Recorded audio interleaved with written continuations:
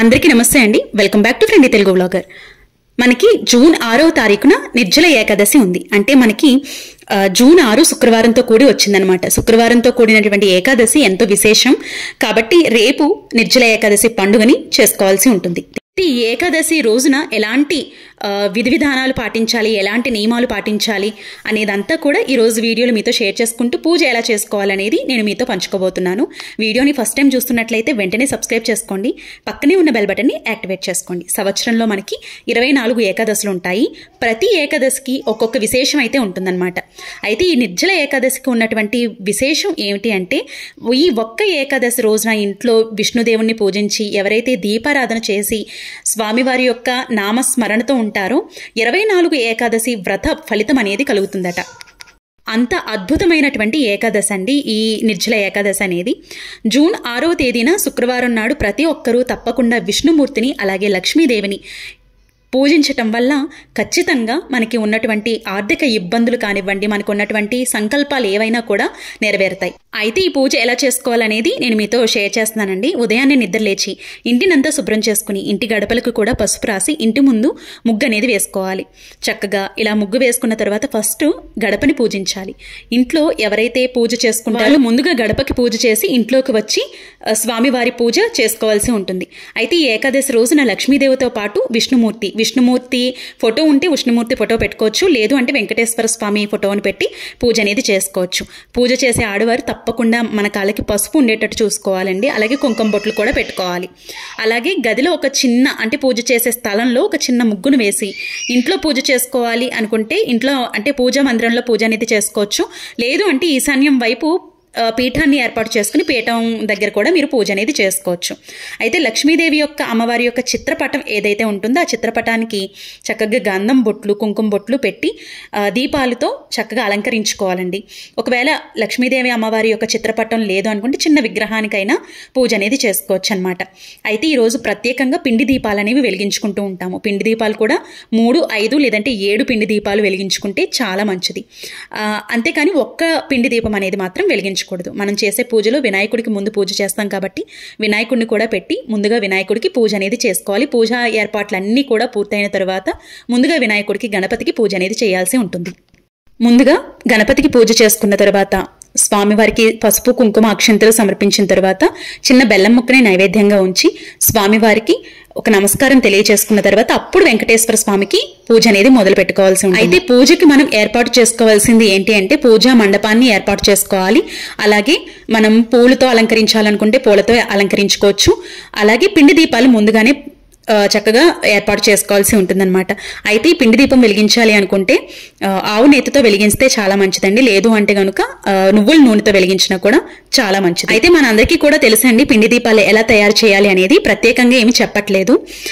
ఇంకొకటి ఏంటంటే ఈ పూజ చేసేటప్పుడు తులసి దళాలని కూడా తెచ్చుకోవాలి. చాలా మంది తులసి మాలను సమర్పిస్తూ ఉంటారు. తులసి మాలను కూడా తులసి మాల అవైలబుల్ లేకపోతే కనుక తులసి దళాలను కూడా పూజలో పెట్టుకోవచ్చు అనమాట. అలాగే వెంకటేశ్వర స్వామి వారి యొక్క చిత్రపటాన్ని కానీ లేదంటే విగ్రహాన్ని కానీ పెట్టి పూజ అనేది చేసుకోవచ్చు. అయితే ఈరోజు పాలతో చేసినటువంటి నైవేద్యాన్ని స్వామివారికి నివేదిస్తే చాలా మంచిదండి. చక్కెర పొంగలు కానీ లేదంటే లడ్డూలు కానీ కూడా చేసి పెట్టవచ్చు. అలాగే ఈ ఏకాదశి వ్రతాన్ని ఆచరించాలి అనుకున్న వారు దశమి రోజు నుంచి మీరు ఉపవాసం అనేది మొదలు పెట్టుకోవాల్సి ఉంటుంది. నిర్జల ఏకాదశి అంటే కొంచెం క్లిష్టతరమైనటువంటి ఉపవాసం అనమాట. అంటే మీరు చెయ్యగలను అనుకుంటే నీరు కూడా తీసుకోకుండా ఉపవాసం అనేది ఉండే వాళ్ళు ఉంటారండి.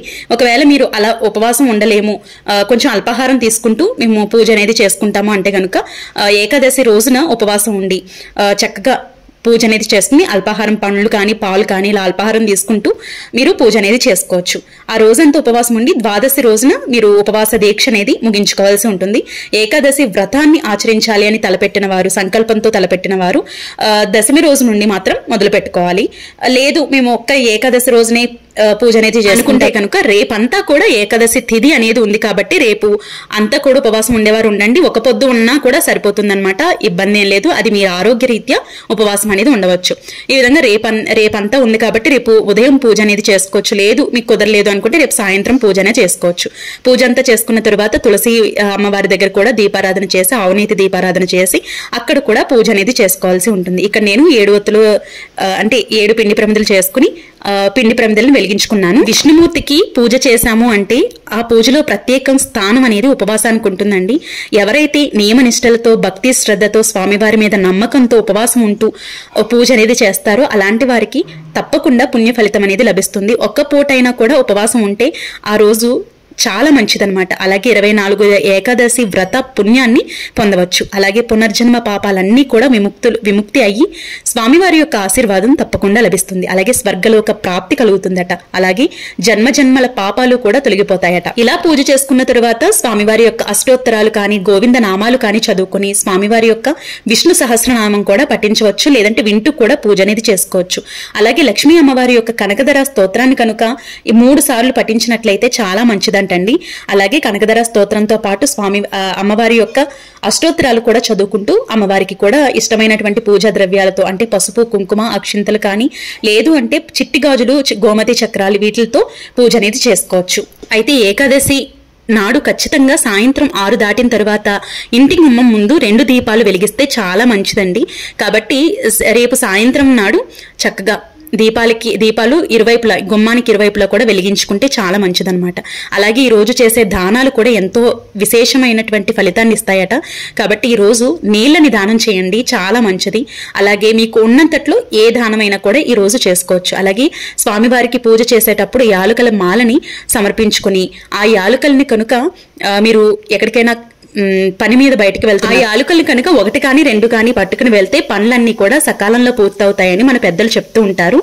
అయితే నేను వెంకటేశ్వర స్వామికి నాకున్నంతట్లో నేను పూజలు అనేవి చేస్తూ ఉంటాను. అవి వీడియోస్ రూపంలో అప్లోడ్ చేస్తూ ఉంటాను. మీకు కూడా చాలా నచ్చుతాయి.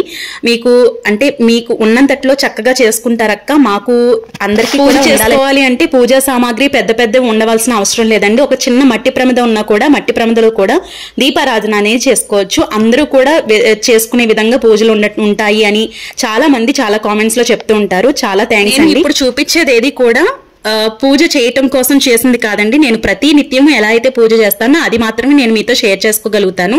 అంతేకాకుండా నేను ఎలా అయితే పూజ చేసుకుంటానో అది మాత్రమే చూపిస్తాను. అలాగే ఈ పూజను కనుక దంపతులు ఇద్దరూ చేసుకుంటే అంటే భార్యాభర్తలు ఇద్దరూ చేసుకుంటే చాలా మంచిది. ఇంట్లో కుటుంబ సభ్యులు ఎంతమంది అయితే ఉంటారో అంతమంది కూడా కలిసి పూజ చేసుకుంటే ఇంకా మంచిదన్నమాట. రేపు ఏకాదశి ఎంతో విశేషమైనటువంటి రోజు అనమాట. కాబట్టి మీరు ఏదైనా కార్యక్రమం మొదలు పెట్టాలనుకున్నా లేదంటే ఏదైనా వ్యాపారం మొదలు పెట్టుకోవాలనుకున్నా రేపు చాలా మంచిదండి, మంచి తిథి. కాబట్టి ఎవ్వరు మిస్ చేసుకోకుండా పూజ అనేది చేసుకోండి. ఈ పూజా విధానం అంతా కూడా మీకు క్లియర్ గా అర్థమైందని అనుకుంటున్నాను. మీకు ఏమైనా డౌట్స్ ఉన్నాయనుకుంటే కమెంట్ సెక్షన్ లో చెప్పండి.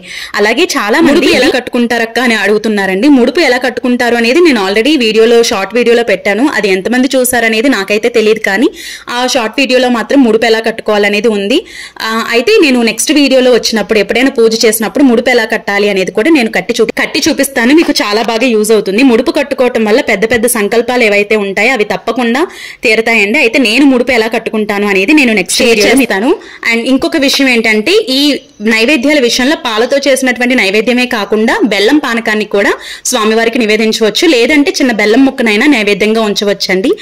ఇదొకటి చూసుకోవచ్చు. అండ్ అలాగే మీరు పూజ అంతా చేసుకున్న తరువాత స్వామివారి దేవాలయానికి వెళ్లి అక్కడ కూడా పూజ అనేది చేసుకుని అభిషేకం చేయించుకున్నా కూడా చాలా మంచిది. స్వామివారి దర్శనం చేసుకుంటే ఇంకా మంచిది. స్వామివారి యొక్క ఆశీస్సులు మన మీద ఉంటే అన్ని ఉన్నట్టేనండి. కాబట్టి మనకున్న రీతిలో మనకున్న దానిలో స్వామివారి యొక్క పూజను తప్పకుండా అందరూ చేసుకుంటే మంచి ఫలితాలు అనేవి మనం పొందొచ్చు. అలాగే స్వామివారికి ఈ రోజు ఎంతో ఇష్టమైనటువంటి యాలకుల మాలను కూడా సమర్పిస్తే చాలా అందరికీ ఒక డౌట్ అయితే వస్తుందన్నమాట. రేపు ఏకాదశి వచ్చింది కదా, రేపు అంతా కూడా ఉపవాసం ఉంటాము. ద్వాదశి రోజున ఉపవాస దీక్ష అనేది ముగిస్తాం కదా. ద్వాదశి అనేది మనకి శనివారం వచ్చింది కాబట్టి ఆ రోజు కూడా శనివారం స్వామివారికి పూజ అనేది చేసుకుంటాము. కాబట్టి ఉపవాసం ఉంటాం కదా, అప్పుడు కూడా ఉపవాసం ఉండాలని డౌట్ చాలా మందికి వస్తుందండి. అవసరం లేదు, ఎందుకంటే శనివారం మనం నిర్జల ఏకాదశి పూజ చేసుకుని ఉపవాసం అంతా ఉన్నాం కాబట్టి శనివారం రోజు అల్పాహారం తీసుకునే వాళ్ళు తీసుకోవచ్చు, లేదంటే భోజనం చేసే వాళ్ళు చేయొచ్చు. ఏదైనా స్వామివారి పూజే కాబట్టి ఇబ్బంది ఏమి లేదు. ఈ వీడియో మీకు నచ్చిందని అనుకుంటున్నాను. నచ్చినట్లయితే లైక్ చేయండి, మీ ఫ్రెండ్స్ అండ్ ఫ్యామిలీ మెంబర్స్ కి తప్పకుండా షేర్ చేయండి. అలాగే మన ఛానల్ ని సబ్స్క్రైబ్ చేసుకోండి. రేపటి ఒక మంచి వీడియోతో మళ్ళీ మీ ముందుకు వస్తాను. మీకు ఏమైనా డౌట్స్ ఉంటే కామెంట్ సెక్షన్ లో అడగండి, తప్పకుండా మీకు రిప్లై ఇవ్వడం అనేది జరుగుతుంది. Thank you for watching. రేపటి వీడియోలో మళ్ళీ కలుద్దాం. అందరికీ నమస్కారం.